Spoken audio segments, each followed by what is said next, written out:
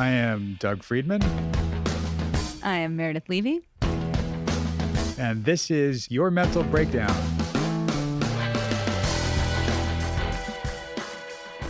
What is this? Your Mental Breakdown or Inside Out? Your mental inside out breakdown. This is a little combo. This is a new thing. That's right. Actually. That's right. Speaking of combo things, Yes. you know what I almost miss? What? I haven't had junk food in I don't know, a decade maybe, like fast food. Yeah. But I used to love getting the combo meals. Just I miss. Oh yeah, I'm a big fan. Oh yeah, I'll get a number 2. I mean, you can say that almost anywhere, and you're going to get something good. But no, I was big, like the McDonald's, the Taco Bell. Me all over that. too. Ugh. I don't think I've had fast food in 20 years probably. And McDonald's is freaking good. Oh man, I remember growing up, lived with my mom most of the time during the week. My dad would take us on weekends, and we'd go to McDonald's. It was like the treat. Like after eating health food at my mom's all week, Oh yeah. home cooked meals, we'd stop in and I'd as a kid, get a Big Mac, large fries, a Coke, and a shake. And I would dip Oh the my fries God. in the shake. Oh, so good. And then you were all cracked out after for like 4 hours. That's right. That's right. Oh, I miss those cracked out days. Now I'm hungry. Thanks a lot, dog. You know what I also miss? What? Buttered movie theater popcorn. Oh, yum. You know what Yeah. else I miss? Going to see a movie in a theater. Jesus. That's right. I can't wait for that. Yeah, that will be nice. It'll be weird. It'll be different. You know what else I can't wait for? Now that we're on this, what else? What I else? can't wait to not wear masks. I just can't get used to it. Yeah. It's just, I walk around and I just look at everyone. I'm like, this is so weird. It's weird. It's weird. It's weird. It is. Totally. I mean, that's one thing, like with the fires that we've had out here, the air quality has been so bad. Oh my I had God. to wear a mask just to walk my dog outside. And well, at least the pandemic has me used to wearing a mask. It's true. You live like right near the fires, right? Or near the Oh, yeah. fires that are in LA over near you. Right. You I live mean, near there's the fires Northern that are near California you. fires. There's so many fires right now. I mean, know. literally the Pacific Northwest is burning, I on know. fire. It's so sad. Yeah. For the first time in a long time, I kind of want to get the hell out of LA. Bye. Bye-bye. Love it or leave it. Love it or leave it. Right? And I don't know. I get it. mean, I get it. I do. I would like to have a ranch somewhere, but still be here and then go there sometimes. It's tough because I'm a city boy. We were both born and raised here. And the thought of being somewhere for me, it'd be somewhere out in the mountains. I'd love to go to Colorado and be in the mountains there. That'd be fantastic. I don't know that I could be away from a city and be all right.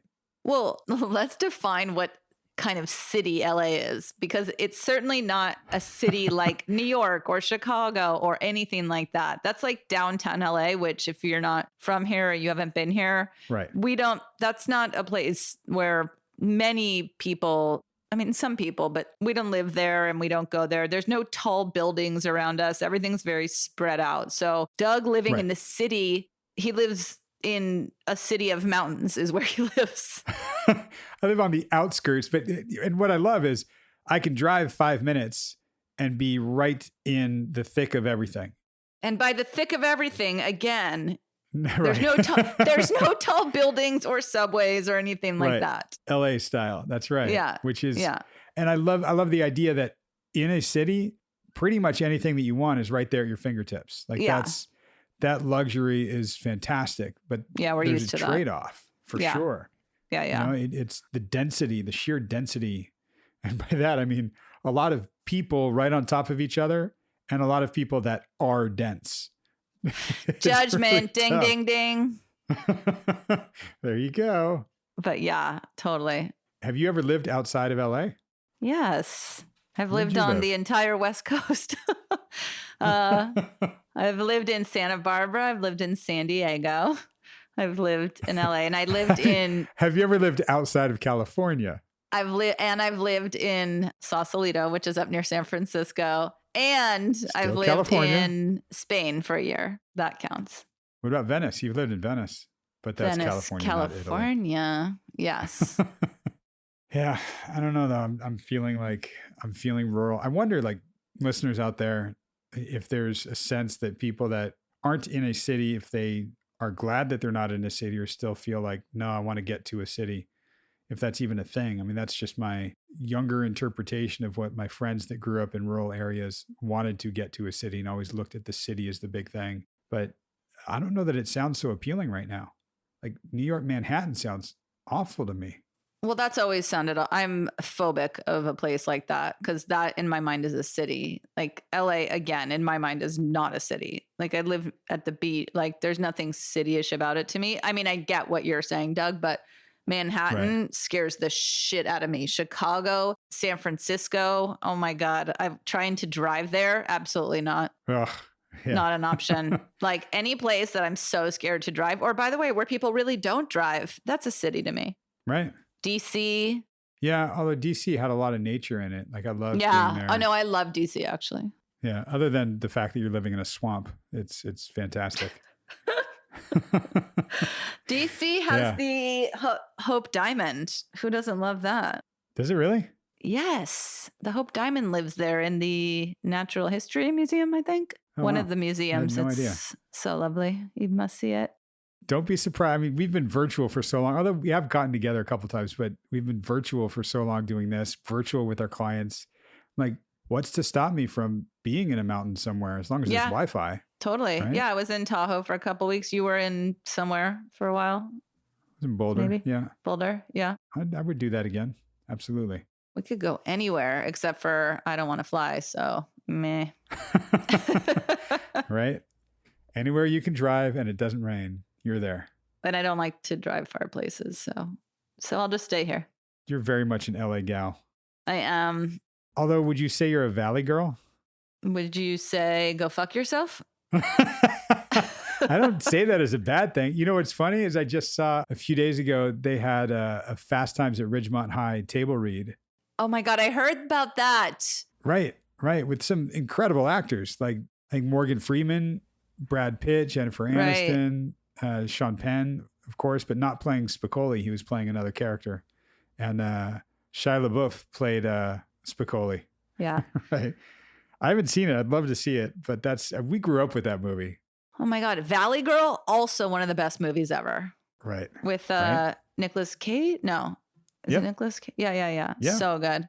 Wow. People are like, what the fuck are they talking about right now? We don't know. Sorry, guys. We're old. We're old and we're reminiscing. It happens. Speaking of old and reminiscing,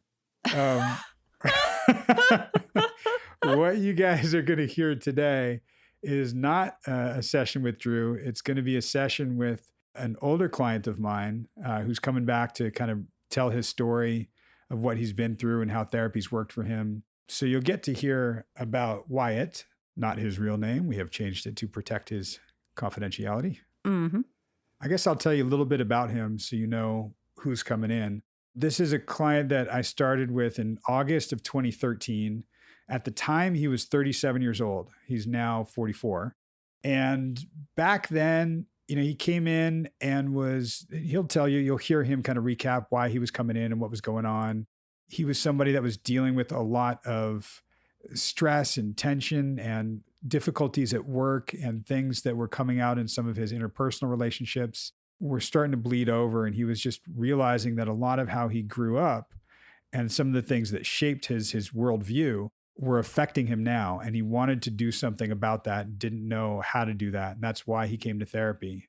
And in the beginning with him, it was similar to what you guys have heard with Drew, just learning his story and what he'd been through, like his mom and dad getting separated in his early 20s. One of his best friends committed suicide after the two of them had a fight, which was really impactful. You'll hear him talk about that a bit.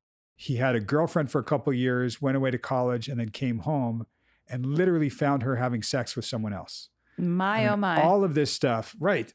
All of this stuff creating in him this worldview that I'm not good enough.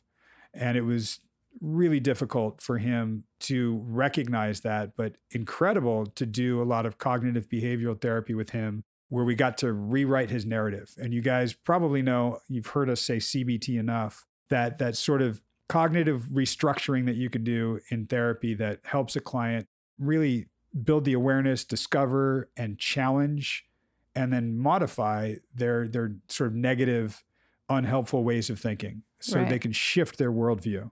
You will hear him talk about how he did that, and then we'll probably jump back on and let you know. He's going to talk about some health stuff that came up for him. We'll give you a little bit of him now, and then we'll jump back in and check in with you about it. So sit back, chill out, or don't sit back. Keep walking, keep doing dishes. Keep doing whatever you want to do. That's right. We'll be right here, and we'll be back at you in a few.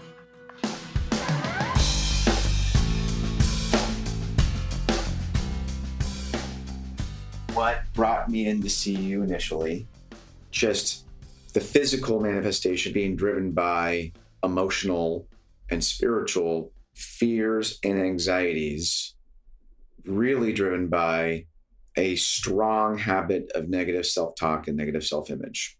Is that you kind of get these learned behaviors that, and I remember you saying this to me very early on in our sessions, was the reason that you developed those is because they worked at a certain point in your life, right? Right. And in my family, one was a lot of reaction of anger. And was there a consequence of that?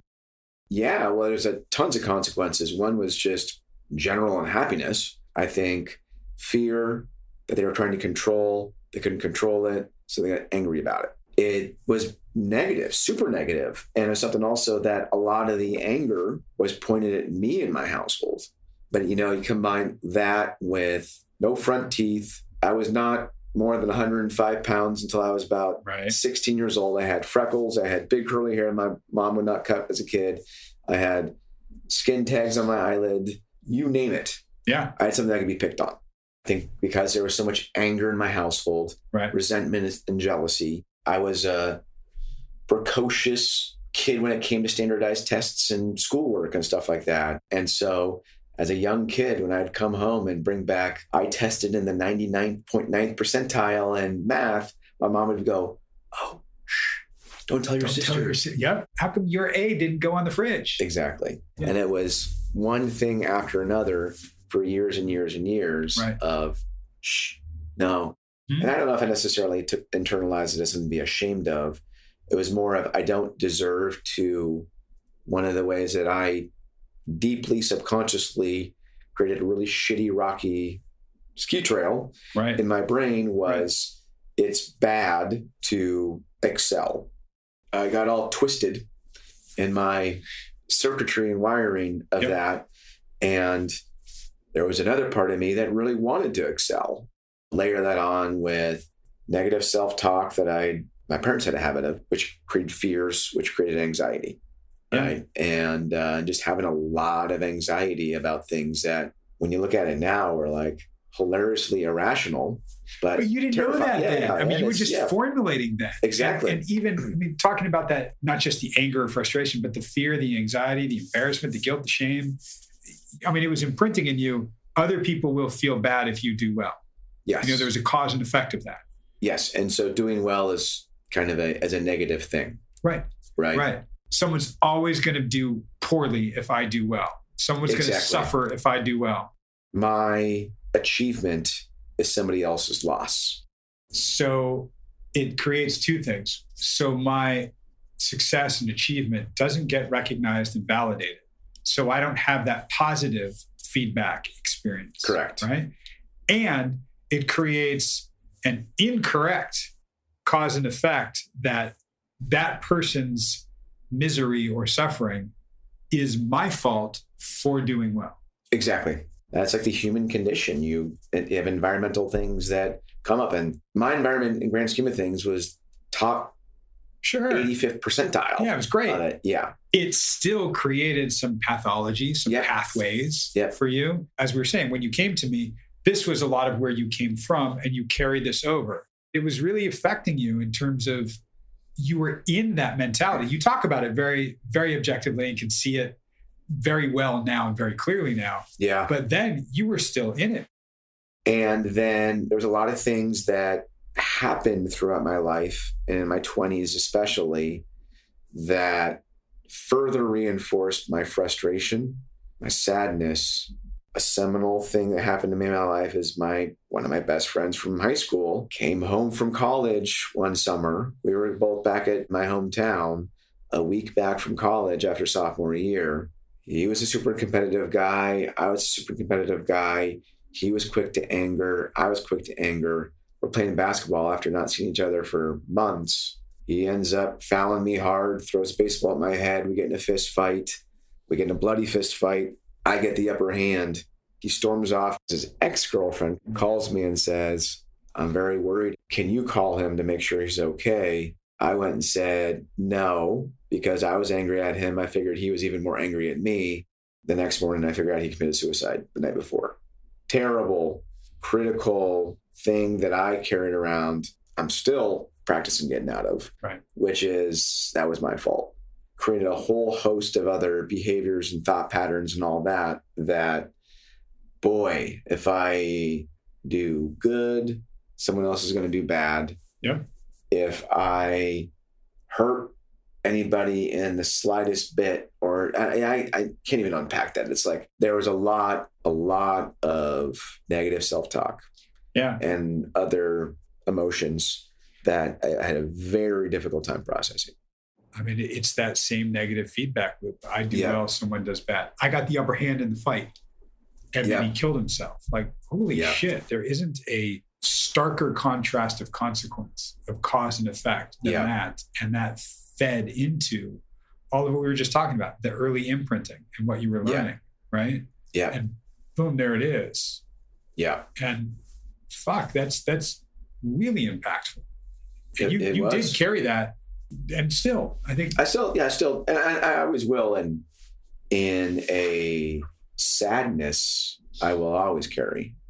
For so many years, I attributed myself as the cause to the effect that was a suicide. Right. In reality, there was 99 other things that were going on in this poor guy's life that led to that point. But I spent a lot of time, a lot of energy processing that. Blaming myself, feeling guilty. Yeah, of course, we always carry that around, but with it, we have more understanding around it.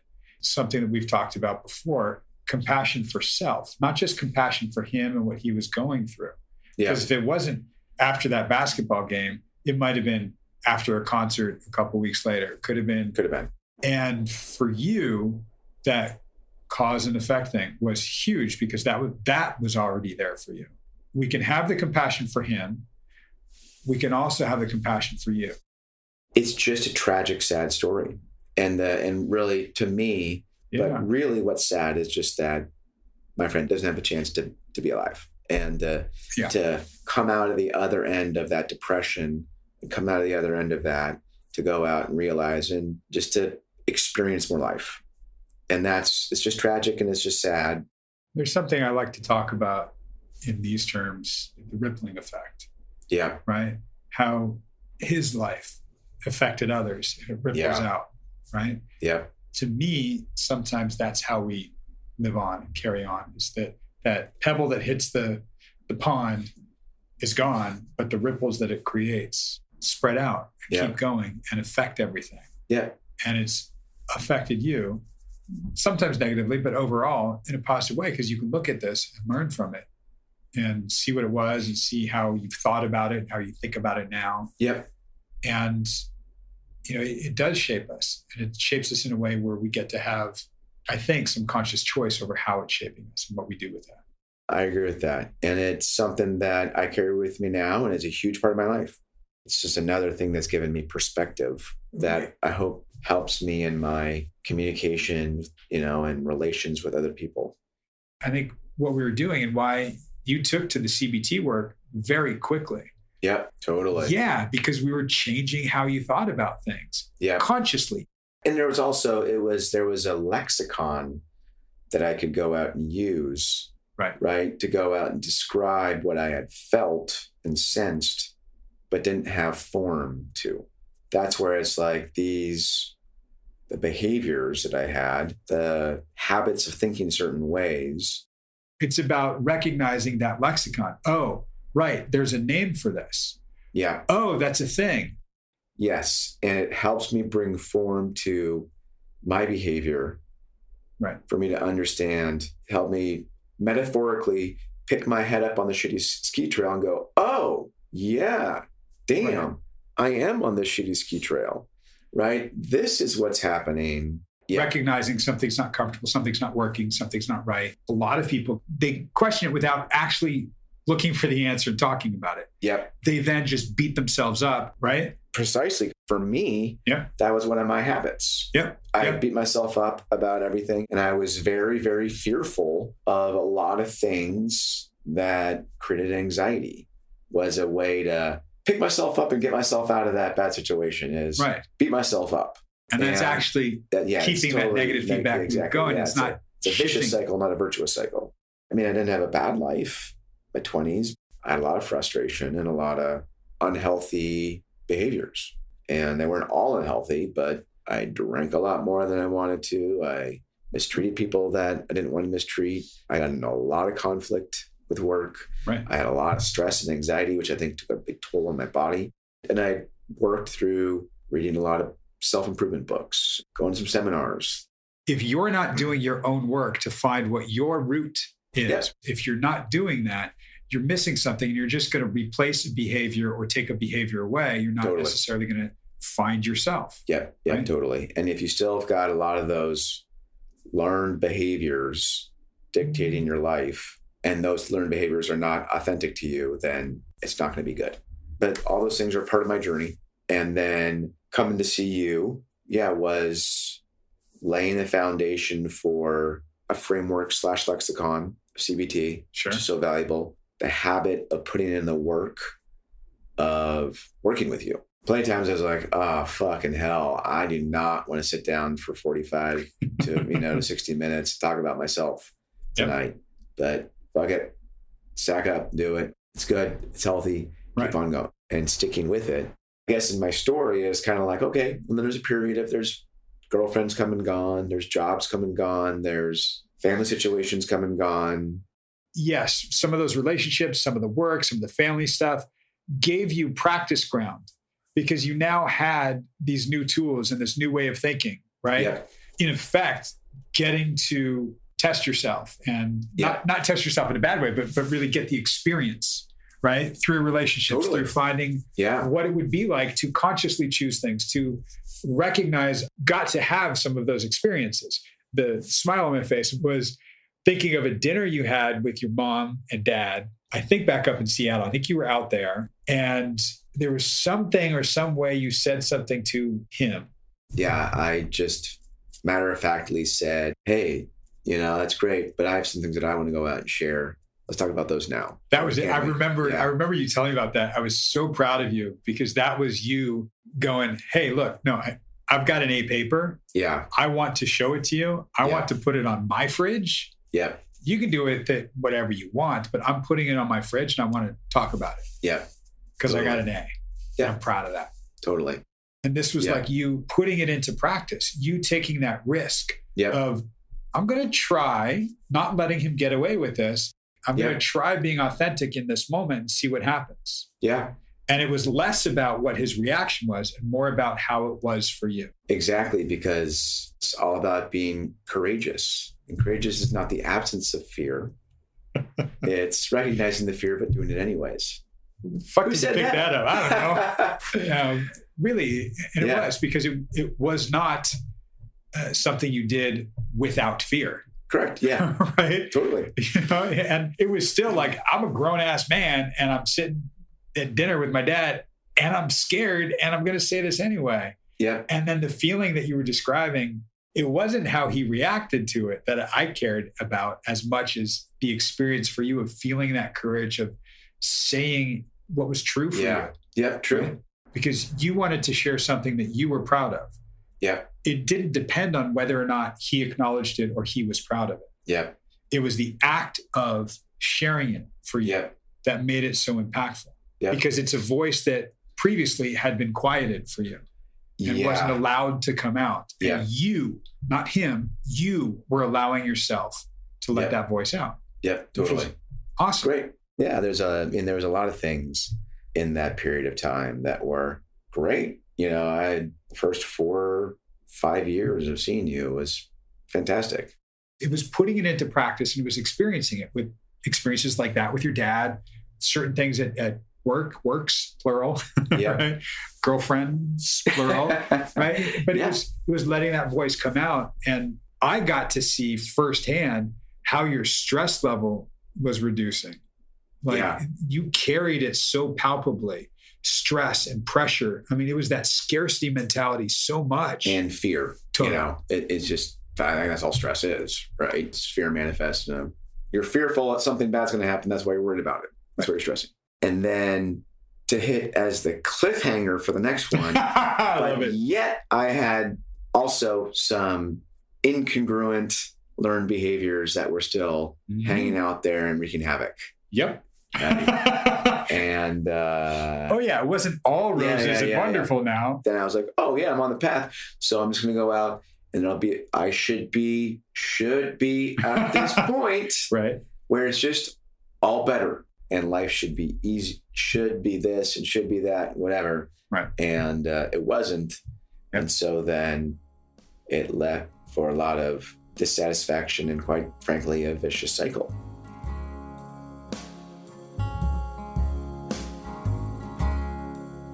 And we are back with you momentarily. Just for a sec.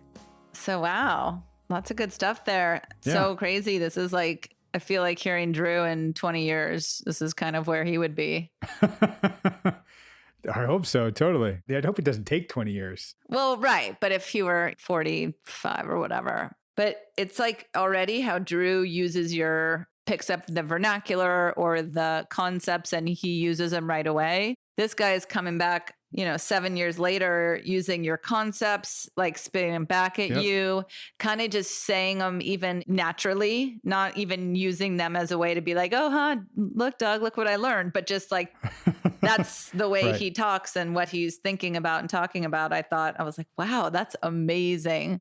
Yeah, I love it. And he's somebody that really took to the CBT work very well, did a lot of like restructuring. And it's funny, even I think you hear it on this somewhere in one of these parts, but even just as I talk to him over the years, whenever he says something like I should, he'll emphasize that and point to me. Like he catches a lot of like stuff like that because we've talked about it, and it's just his way of thinking about things now. Yep. And I love that he took it on for himself. And honestly, like we worked for 2 years in the beginning, then he took about a year off, and then he came back in for a tune-up and was like, hey, my actual like intimate relationships, I want to look at that. And I want to look at how I am at work. And I want to look at that. And we were able to do that. And we could do that more easily because we had this foundation laid for this stuff, right?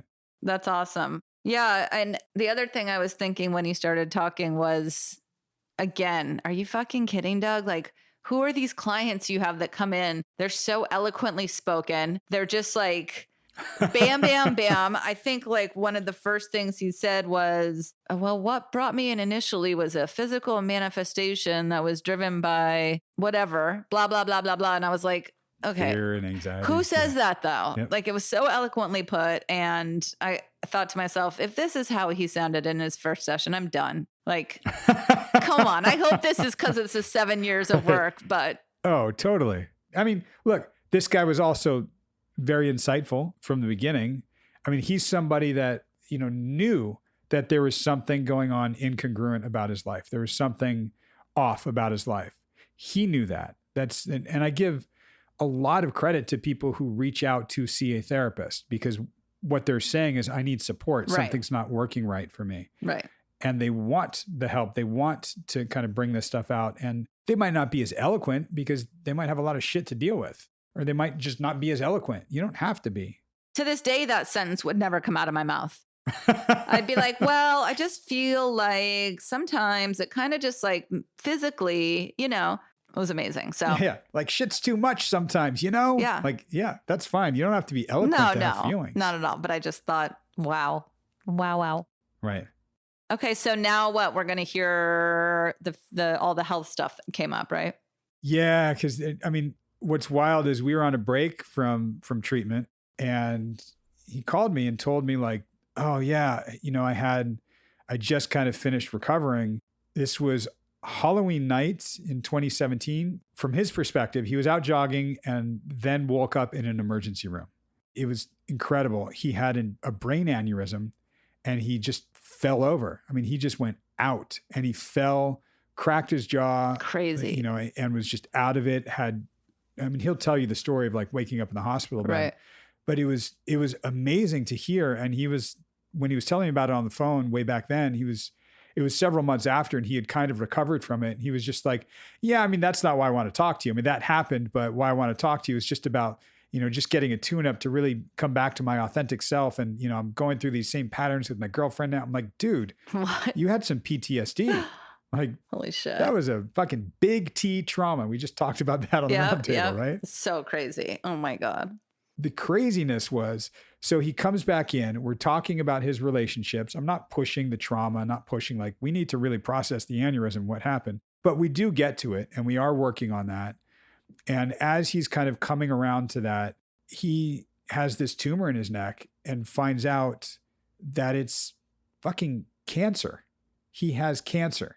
That's surreal. It's so surreal. And to make it even worse, he gets into a clinical trial at Mayo, like a huge, you know, clinic for cancer, like leading research.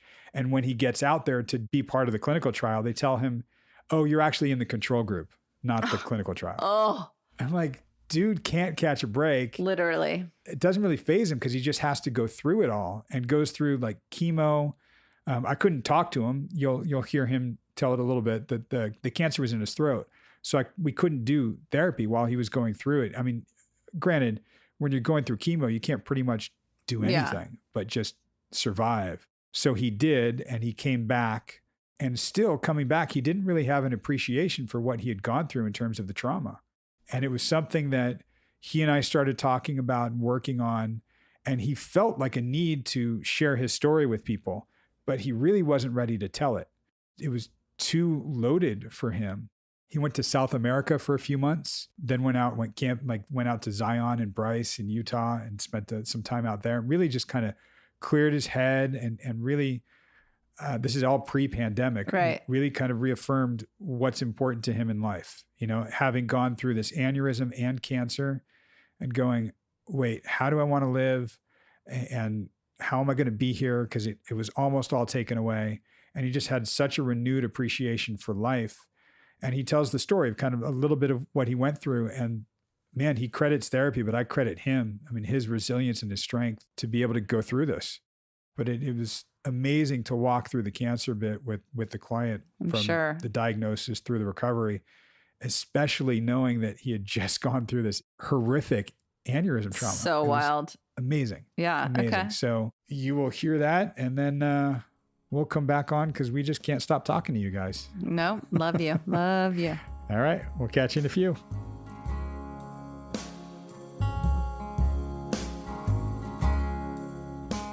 Yeah, it's been quite the journey.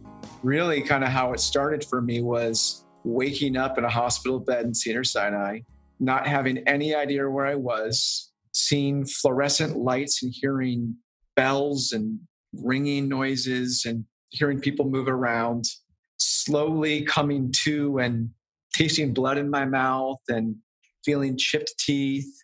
And it's just such a wild experience to go through the first couple of days of kind of coming in and out of consciousness, being so out of it and so much pain that I had to be cuffed to my bed. It's just the experience of slowly realizing that I had, had an aneurysm, while I was jogging, having lost consciousness while running, face planting on the asphalt, being found by a family, picked up by an ambulance, brought to Cedars-Sinai in the neurological ICU, starting to see family members beside my bed and having no idea why they were there. Yeah, I just went through a couple of days of having bits and pieces of consciousness, bits and pieces of memories, being told by the doctors that I was going to go into 3 days of the highest risk of me having severe brain damage or death after my surgery. Could you process that when they said that to you, or were you still pretty sedated and out of it? I was sedated to the point that I understood what it was, but I also remember that it seemed like an extremely foreign thing It was more about the seeing everybody around me, my family and my friends and all that visiting me, and how fearful they were, that sunk in me a little bit. Yeah, it was just such an experience that it was really scary. It was really painful, but then also it awoken subconscious fighting spirit in me that I knew I was going to get out of that hospital bed. I knew I was going to walk again. I knew I was going to talk again. Deep in my bones, I just knew it. Looking back on it and remembering the 8 days that I spent that I wasn't able to get out of the bed, it was an experience in enduring. For you, it was just what you went through. When you think about it now, do you recognize it as something traumatic for you? I do. The trauma from it unfolded over a course of a couple of months.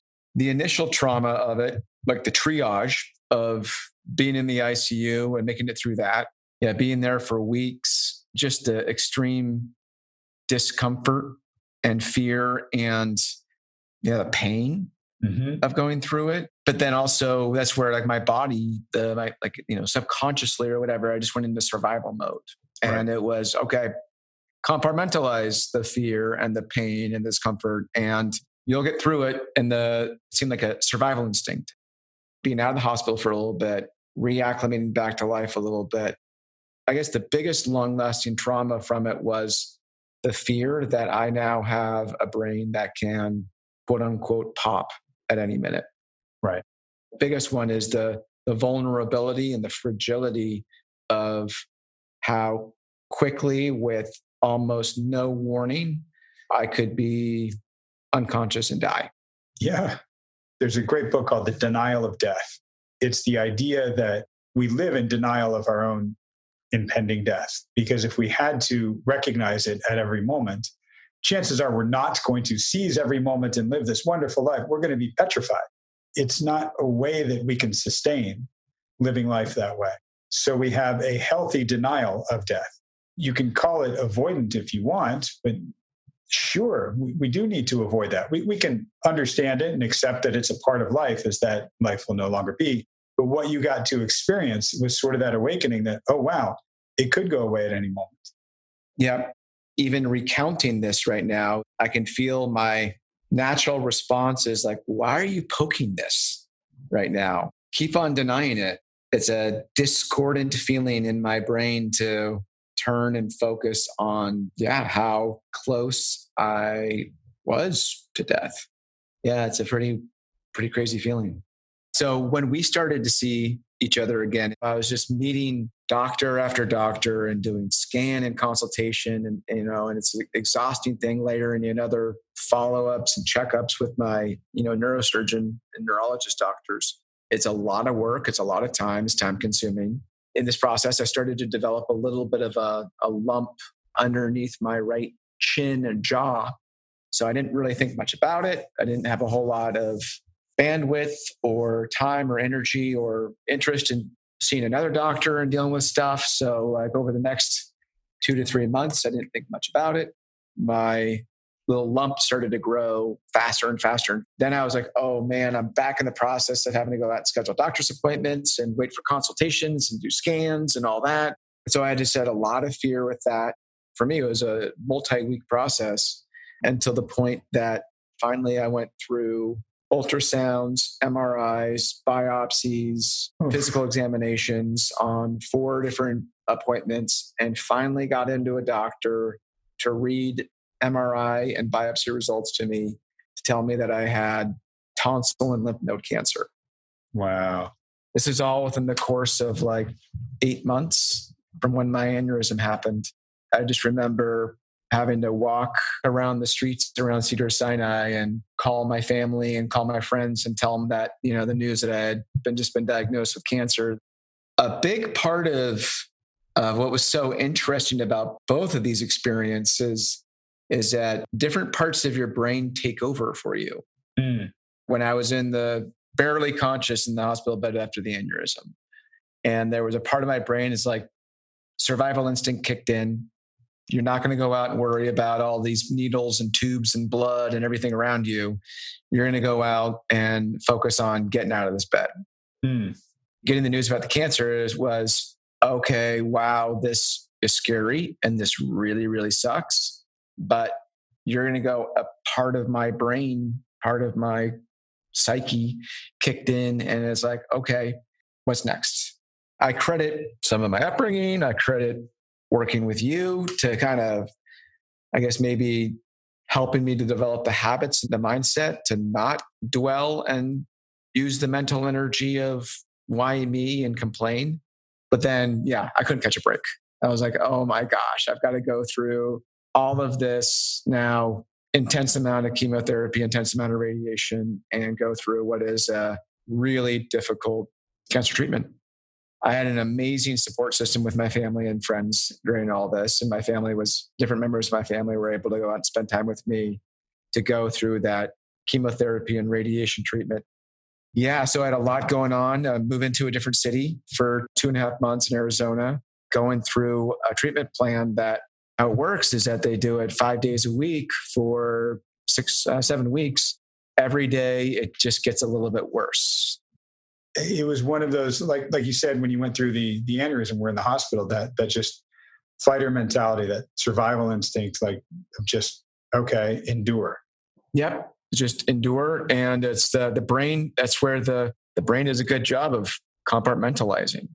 I'm sure a lot of people, I know so many people have gone through experiences like this, and it's, you just have to endure it. And you do, and you figure out a way to get through it. Life gets put on pause. Yeah.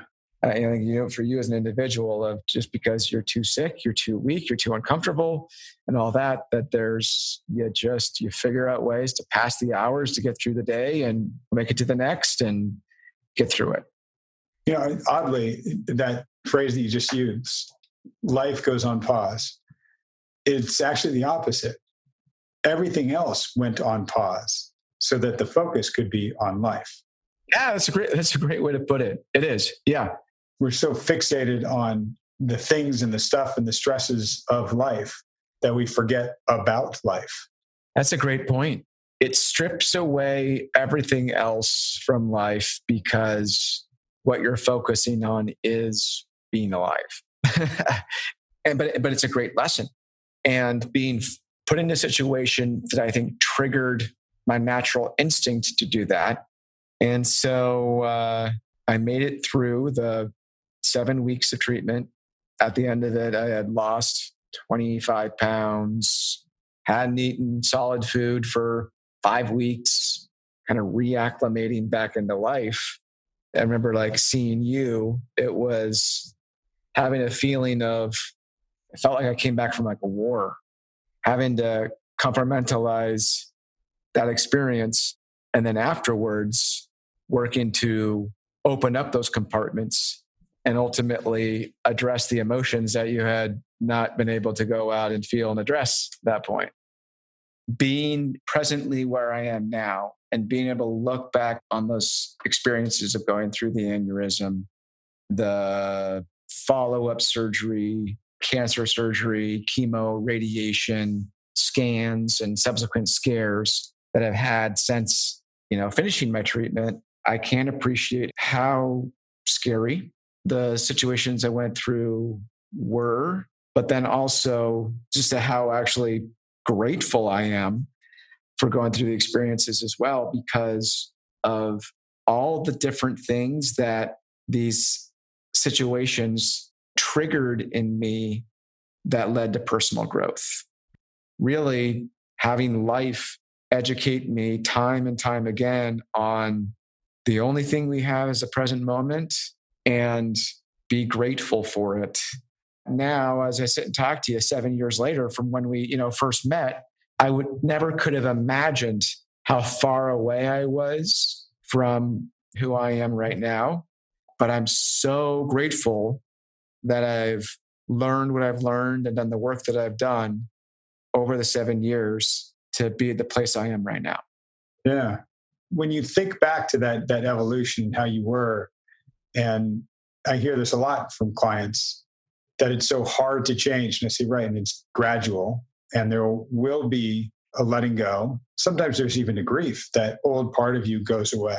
For you, I mean, some of the work that we did early on, a lot of like reshaping, we've talked about it, the ski trails and the different pathways and seeing things differently and shifting perspective and finding your integrity and how you want it to be. And then kind of recognizing where it came from, a lot of my upbringing and a lot of, oh, right, it's ingrained in there. Oh, that makes sense. That helped you be compassionate towards yourself. I'm wondering that evolution, it was gradual, but you do have the ability to look back on it now and kind of go, oh, that guy 7 years ago, where's he? 7 years ago, what led me to reach out to you and want to meet with you in the first place is that I felt like there was a lot of things that I had, a lot of ski trails that I was kept on for whatever reason, skiing down that weren't authentic to me. Right. And I knew it and I recognized it, but I had no idea how to go out and get out of it. Right. I was trying various things and I had the genius idea of binge drinking on Fridays and Saturday nights because I thought that would go out and help. I'm joking. Being a real aggressive asshole at work. I was trying to go out and do that. That didn't really work well. I'm joking. Half joking. Well, I mean, I did do that. It didn't work. Right. It didn't work. I knew I wasn't thinking and behaving in a way that was authentic to me. And over the course of working with you and over the course of some pretty crazy life and health experiences that ultimately were amazing educational experiences for me and spiritual experiences for me, have allowed me to, I think, strip away what is not authentic to me. You did a lot of work to challenge how you were being and what you were doing to do and be different. To that point, it was you don't snap your fingers and everything. You're immediately out of the ski trail, right? As much as I wanted to. Yeah, it was the steady, regular work, effort, belief that things would get better and staying at it and not beating myself up if I had felt like I had fallen off the wagon a little bit as it relates to how I was thinking, but getting back to it and putting in the work. We've talked about this in other ways, that progress isn't always a straight line trajectory going up, that it's jagged. And there will be ups and downs. And the greatest successes come from many failures. A success isn't the one time you did it, it worked. It's all the times that it didn't and how you course correct, as you would say, right? Yeah. And how you endure / persist and how you remain grateful for the times when it works and the times when it doesn't work. Along those lines, you had a narrative for a long time of needing to be better, right? Yep. And not being good enough, needing to be better or the best, right? And we've talked about that and how it relates to old issues of I wasn't praised for getting an A. I was told to be quiet so I didn't make my sister feel bad. I think a driving force for you is trying to achieve a level of success and not being satisfied until or unless I got there. How you're describing yourself kind of now and what you've gone through is just recognizing, I just want to be present. Being present is what it's about, not achieving the thing, but being here for the thing. Absolutely. And now it's about, well, am I on the right path? Because I know there's not a destination, or there's a series of a million destinations in life. Checking in with myself on a regular basis to go out and see, is the path that I'm on.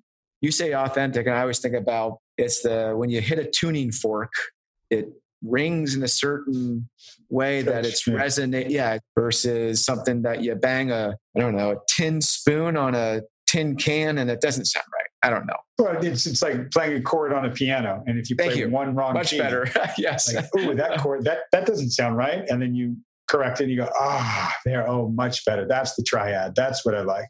Much better analogy. Yeah, and I would say it's not just the authentic path, but it's being able to walk whatever path you're on authentically. If you can be on the right path, but you're walking it like a jackass, then okay. You don't get to choose the path a lot of times because shit happens. You get cancer. You don't choose that. Yeah. But you then remain authentic to yourself. Then it is the authentic path. What makes it authentic in part is you. And a lot of your story is, to me, one of your personal growth, being able to live it, recognizing the things that pull you out of it, and giving yourself, I would say, not free pass, but a compassionate understanding of that, and recognizing where you are now and where you're going. When we talked, when you came back from the chemo, you said, I really want to give back in some way. I think you said, I don't really think I have a great story to tell, but I think I have an experience that people could benefit from. And I wonder what it is you want people to hear or to take away. That even if you're not on the path that you expected to be on, there's such a power in staying present, no matter how difficult things are or painful things are or scary things are. You still have the present moment that you're in. And we all have the amazing capacity to endure. And by enduring and getting through those things, for me, I was able to go out and develop a much deeper gratitude for the life that I live now, every moment that I'm given. The trick is stay in the moment, much as you want to go out and think about and project an hour from now, a day from now, or in the future about what could happen. Could I die? Could I not? Or whatever.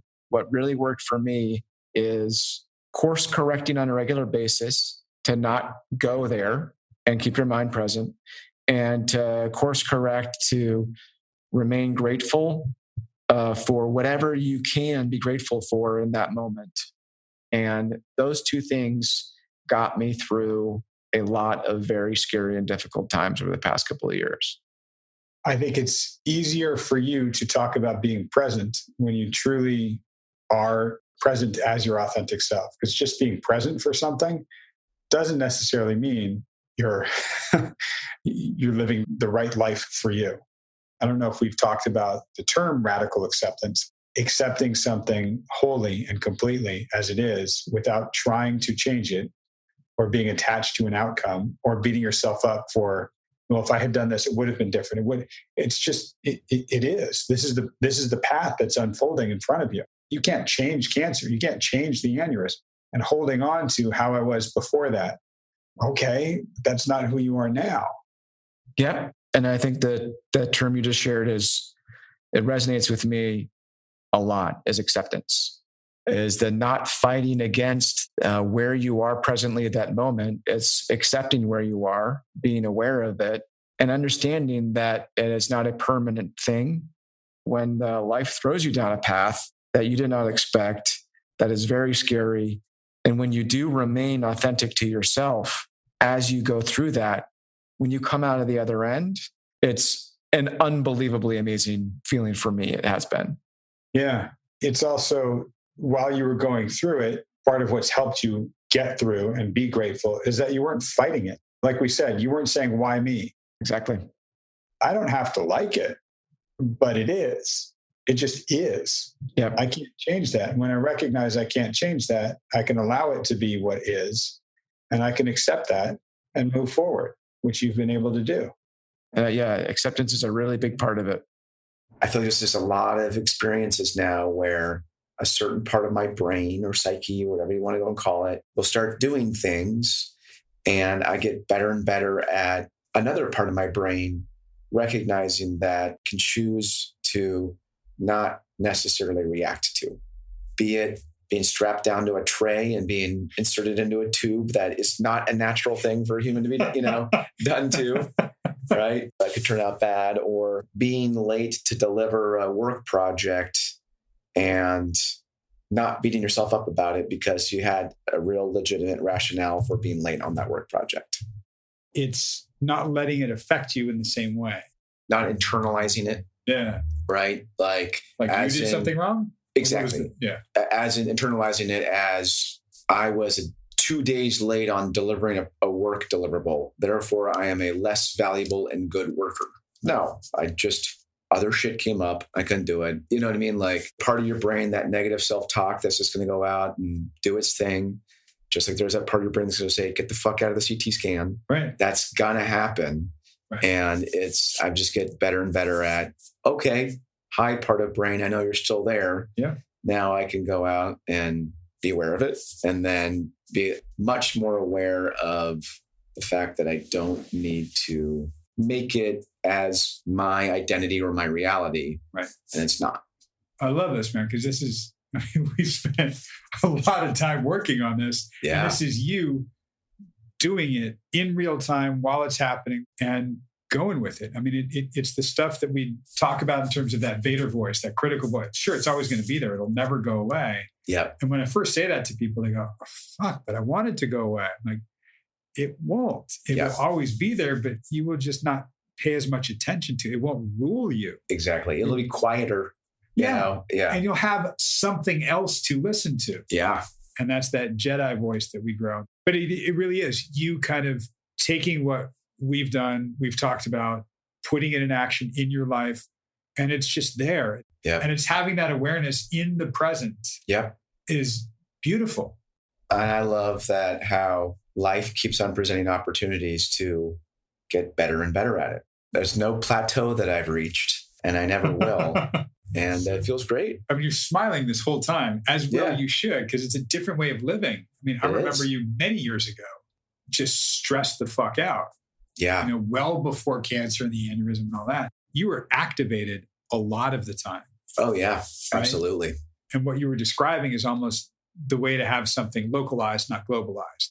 When we talked about the ski trails, and I was like, all right, there's the grooves that you know very well. And then looks like the out of bounds over there, with the fresh powder in the tree. You've moved the boulders and the trees. Some of that powder is a little more packed, and that's the way you're going now. Yeah. Every once in a while, I fall back into the super shitty, icy ski trails that I used to spend way too much time on. But then every time I get back to the fresh powder, or I don't know, the well-groomed trails or whatever that I'm, the groomers that I get better and better and better at staying on. And that's why also it's good, because I feel like I actually sometimes now relish falling back into the shitty trails. Yes. Because then I'm getting even better at getting back to the fresh groomers that I want to go out and be on.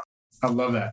The idea of being, I can recognize that I'm in a shitty trail, that this is not how I want to go, and I can do something about it. And again, the smile on your face and the nod, you're living this now. Yeah. You know, and relishing like, oh, wait, this is shitty snow. This isn't how I want to get down a mountain. Yeah. Cool. So let me do it this way now. And not panicking if I'm on the shitty snow and the ice. Right. Understanding that, I'm going to have to finish this run and it's super shitty, but I'm not going to freak out, panic, have massive amounts of anxiety. I know I get back on that chairlift and I can go out and go back up, down the trail I want to go down. Yeah. Yeah. It's great. I guess the story is something that has been brewing for a while. Yeah. It's something that part of me is like, why even go there? But part of me also is that I feel like vocalizing where I'm at in my interpretation of that story is going to be valuable. For some people, like going back through traumatic experiences is re-traumatizing. For you, I think it's almost the opposite. It's going to be reaffirming a lot of the work that you've done. And I see what happened to you as the culmination of a lot of the work that you had been doing. Yeah. And then it was like, okay, you think you've done some work? Boom, here, take this. And you're like, all right, bitch, let's go. And you did, which is amazing. Yeah. And it did give you that transformative experience in your life. Yeah, it did. So I think that's a very compelling story to walk through for you. Yeah.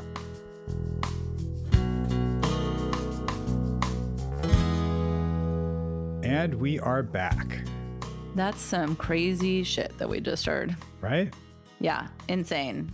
Yeah. And wow, that is all I can say is wow, what a resilient man, even though I guess that wasn't his thought at the time when he was going through it, but clearly I think he's getting to the point now where he can appreciate what he went through and how he went through it. He's not just resilient. I think he's just very now well-adjusted, even-keeled, balanced, appreciative, grateful, and all those things. He's really, I'm very pleased to have been a part of the journey with him, because it's really, it's a cliche when a therapist says it's an honor to take this journey with you. But I really feel that about him, because he went through so much and did it so well. And you hear these stories about these people that go through these things and you just think, oh my God, how did they do that? How did they do that? Well, I know how he did it, because I helped him. I was there for it. I saw it. Right. I mean, he really did challenge the way his mind was patterned and was thinking. And he thinks of things so much more authentically now. And it's wonderful. I mean, I really think he's a fantastic guy. Yeah. And he said, looking back now, he can appreciate how scary the situations were and how grateful he was for going through those tough situations, because everything that triggered him created so much personal growth. And then I think he said something like life educated him. And I was like, wow, look at that. Yeah. It's cool. Early on in some of our work, he loved the ski trail analogy, which Drew does he too. brought that up a couple times. Right. Yeah. And he's something that was very big for him. He would say it a lot during treatment, was course correcting. Oh yeah. He brought that up too. I was going to ask you about that. Yeah. Go ahead. So now I'm asking you about that. Yes. So he brought up course correcting on a regular basis. And I would like to know, please tell us about that. Yeah. I love this, because it's recognizing when you veer off course, when you act a little bit outside of your integrity. Or, I mean, you've heard me say, I love when clients feel guilty, because that's a roadmap to your integrity. You acted outside of how you want to act. That means you know how you want to act, so we can course correct and get back to that. And we do it without beating ourselves up. Right. We do it with compassion. We do it knowing, all right, something must have triggered me or something must have happened. And now I think he said something like, I even relish those opportunities where I can get back on the fresh powder or the fresh groom, like instead of skiing down this icy path. Right. To me, that's in Buddhism, there's something about, there's two different sects. One saying that you have one enlightenment, one awakening. And once you're there, you experience, nirvana, and that's it, you're done. The other says, no, you have many awakenings along the way. Again, the first sect would say, well, then they're not real. Mm-hmm. To me, of course they're real. We just need reminders all the time. That's why we're able to course correct and why we're able to have awakenings. It's I think, super, super hard, nearly impossible to be woke all the time, 24/7, embodying your Zen Buddha nature. Like, no way, man. I don't think even like the Dalai Lama would say that's possible. I love using him. I know you do. Love. Right? That's, to me, one of the joys of this ride that we're on, is that we get to be human. We get to be fallible and imperfect, and we get to experience sadness as well as joy. We get to be mad as well as loving and caring. All of these things. We can have that as long as we own it and recognize that we're having it. Yeah. And you, at one point you asked him what he wanted to give back and what he wanted people on the podcast to hear and take away. And I think what he said, something was, if you're not on the path you expected to be on, which, by the way, that's all of us. sorry. I saw something some meme that said, for those of you, I think it was in 2015, when you said where you plan to be in 5 years, all your answers were wrong. Right. So for all of us right now who are on the path we did not expect to be on, because look where we are. Right. That there's such a power in being present, no matter how difficult or painful or scary things are, that knowing that we have the capacity to endure, and then by enduring and getting through that, we can develop this gratitude for life. And I thought, like, yeah, that's freaking powerful. Yeah, I think that's huge. And it's something, even he and I were saying right at the end there, that it's not that your path is authentic. It's that you're walking authentically on whatever path you're on. Mm-hmm. Like he was saying, like, yeah, you can't control it. I couldn't control getting cancer, but I can control how I went through it. Yeah, you threw out the radical acceptance, which he really liked. Right. I knew you'd like that too. Yeah. I mean, it's if you're not fighting what is, you're going to be a lot happier. When you fight what is, it's going to lead to unhappiness, right? If you can just accept what is as what is, doesn't mean you have to like it. Totally. You can't always make it different. I mean, it's so weird. And I think he was trying early, like to know him 7 years ago, he really was clinging to control, like trying to control things, control people's reactions, which we all do, I think, a lot too much, and trying to control himself and changing himself so that he would get the right reactions from people. Yep. And it's just, it's not authentic. And when you get back to, and you course correct that authentic self, then it's not about correcting the actual path you're on. It's about correcting how you're walking, whatever path you're on. Exactly. Yeah. I like that a lot. Yeah. I dig it. Good one, Doug. Thanks. I mean, he did a lot of good work. I take some credit for guiding him along the way, but it really was the work that he put in. And same with Drew, the work that he is doing is phenomenal. Totally. I mean, he's really, really challenging himself and thinking about this. And, to answer a question you always ask me, Meredith, not all of my clients are like this. Some of them, we might be working for a couple of years, but we've laid so much groundwork, then they'll start getting it. Then they'll start doing that stuff. I mean, that's the one, I think it was an Instagram post that I read on here on air about the guy that was in therapy for 2 years and then told his therapist everything. Mm-hmm. Right? Yeah. It's hard. But once you feel comfortable, you can let this stuff out, and the stuff that you hide and that you compartmentalize. He even said this, he was getting to open up these compartments and let this stuff out. That's when you understand yourself and you have more agency and choice about how you live. Yeah. And this is all so much easier said than done. And none of this is, this is all complex and crazy difficult. And I think though it does show, there's so much scientific proof that attitude does affect a lot of things and a lot of diseases and a lot of healing and, trying to, no matter what you're going through, again, easier said than done. I can't put myself in his shoes, but somehow powering through and having ups and downs. But at the end of the day, I'm sure it's quite easy to say like, fuck it. Why me? This sucks. Yeah. And trying to take the opposite path for him obviously made a big difference. And sometimes he didn't really get much of this, but I think we gave him permission to, he just wasn't compelled to. But sometimes with what we're going through, especially during pandemic and whatever's going on right now, you just want to pull the covers over your head.